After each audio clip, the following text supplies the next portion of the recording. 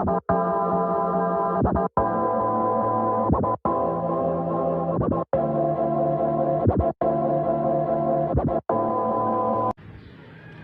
everybody, perkenalkan nama saya Magdalena Nipa Atun.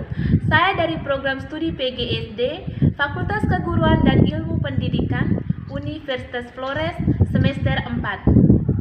Video ini saya buat untuk memenuhi ujian mata kuliah anti korupsi. Di sini, pokok bahasan yang akan saya jelaskan yaitu dampak korupsi.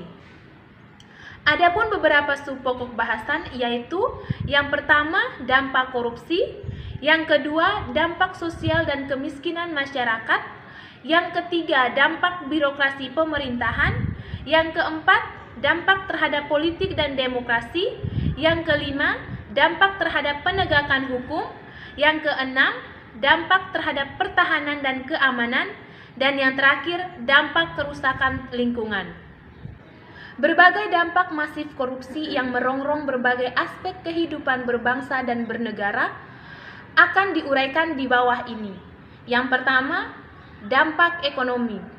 Mauro menerangkan hubungan antara korupsi dan ekonomi. Menurutnya, korupsi memiliki korelasi negatif dengan tingkat investasi, pertumbuhan ekonomi, dan dengan pengeluaran pemerintahan untuk program sosial dan kesejahteraan. Hal ini merupakan bagian dari inti ekonomi makro. Kenyataan bahwa korupsi memiliki hubungan langsung dengan hal ini mendorong pemerintah berupaya menanggulangi korupsi baik secara preventif, represif maupun kuratif. Berbagai macam permasalahan ekonomi lain akan muncul secara alamiah apabila korupsi sudah merajalela, dan berikut ini adalah hasil dari dampak ekonomi yang akan terjadi, yaitu yang pertama, lesuhnya pertumbuhan ekonomi dan investasi, yang kedua, penurunan produktivitas, yang ketiga, rendahnya kualitas barang dan jasa publik, yang keempat, menurunnya pendapatan dari sektor pajak, yang kelima, meningkatnya hutang negara. Yang kedua, dampak sosial dan kemiskinan masyarakat. Bagi masyarakat miskin, korupsi mengakibatkan dampak yang luar biasa dan saling bertaut satu sama lain.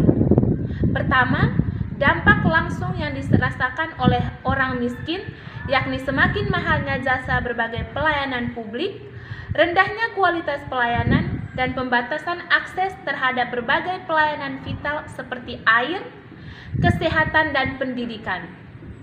Kedua, dampak tidak langsung terhadap orang miskin, yakni pengalihan sumber daya milik publik untuk kepentingan pribadi dan kelompok yang seharusnya diperuntukkan guna kemajuan sektor sosial dan orang miskin melalui pembatasan pembangunan. Hal ini secara langsung memiliki pengaruh kepada langgengnya kemiskinan. Yang ketiga, runtuhnya otoritas pemerintah. 1. Matinya etika sosial politik. Korupsi bukan suatu bentuk tindak pidana biasa karena ia merusak sendi-sendi kehidupan yang paling dasar, yaitu etika sosial bahkan kemanusiaan. Kejujuran sudah tidak ditegakkan lagi, dan yang paradoksal adalah siapapun yang meneriakan kejujuran justru akan diberikan sanksi sosial dan politik oleh otoritas menteri, aparat penguasa, bahkan oleh masyarakat sendiri. Kedua, tidak efektifnya peraturan perundang-undangan. Secara umum, peraturan dan perundang-undangan berfungsi untuk mengatur sesuatu yang substansial dan merupakan instrumen kebijakan yang berguna untuk memecahkan suatu masalah yang ada di dalam masyarakat. Dengan adanya peraturan dan perundang-undangan, diharapkan berbagai permasalahan yang terjadi di masyarakat dapat dipecahkan dengan baik, jelas, dan berkeadilan, yang pada akhirnya akan memuaskan semua pihak. Yang ketiga, birokrasi tidak efisien. Survei terbaru yang dilakukan oleh PERT menunjukkan bahwa Tiga negara, yaitu Indonesia, India, dan Filipina, adalah negara dengan performa birokrasi yang paling buruk di Asia. Sedangkan Singapura dan Hong Kong adalah yang paling efisien. Page menilai buruknya kinerja birokrasi di ketiga negara ini tidak hanya perlakuan terhadap warga negaranya sendiri, tetapi juga asing. Tidak efisiennya birokrasi ini dianggap sebagai faktor yang masuk menghalangi investasi asing masuk ke negara tersebut. 4. Dampak terhadap politik dan demokrasi. Dampak-dampak terhadap politik dan demokrasi yaitu yang pertama, munculnya kepemimpinan korup. Yang kedua, hilangnya kepercayaan publik pada demokrasi. Yang ketiga, menguatnya plutokrasi. Yang keempat, hancurnya kedaulatan rakyat. Yang kelima, dampak terhadap penegakan hukum. Dampak-dampak terhadap penegakan hukum yakni yang pertama, fungsi pemerintahan mandul. Dampak korupsi yang menghambat berjalannya fungsi pemerintahan sebagai pengampu kebijakan negara dapat dijelaskan sebagai berikut. A. Korupsi menghambat peran negara dalam pengaturan alokasi. B. Korupsi menghambat negara melakukan pemerataan akses dan aset. C. Korupsi juga memperlemah peran pemerintah dalam menjaga stabilitas ekonomi dan politik. Yang kedua, hilangnya kepercayaan rakyat terhadap lembaga negara.